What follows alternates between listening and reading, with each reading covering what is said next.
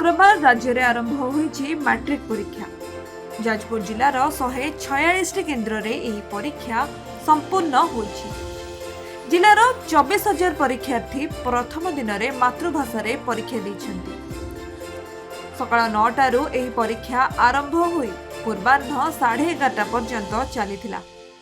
मो ना अभिषेक तेज आम म्युनिसिपल गवर्नमेंट हाई स्कूल आसी तो आम सेंटर पड़ी गर्ल्स स्कूल रे आमर आज फास्ट दिन ओडिया अच्छी आम बहुत परिश्रम कर ओडिया कि आम भगवान को कि आम परीक्षा भल हो आम सब क्वेश्चन आंसर भल। कॉपी अटकाइबा पई मध्य स्वतंत्र स्क्वाड परीक्षा केन्द्र परिदर्शन करथिले। खरा गरम गुळुगुळीरू रक्षा पाई पानीय जल व्यवस्था सहित परीक्षा केन्द्र गुड़िकरे इलेक्ट्रिक फैन और लाइट सब प्रकार सुविधा छात्र छात्री मानक पई करा जायतिला। मु प्रतीक्षा प्रियदर्शनी पंडा आम सब म्युनिसिपल गवर्नमेंट हाई स्कूल छात्र छात्री माने सब गवर्नमेंट गर्ल्स हाई स्कूल आम सेंटर पड़ी आम बहुत एक्साइटेड अच्छु जमी परिश्रम करूँ भावुँ सेमती ही फल मिल भावुँ भल क्वेश्चन आसीथिबो आ सबु थरा अटेम्प्ट हबो बोली आम जानिचु।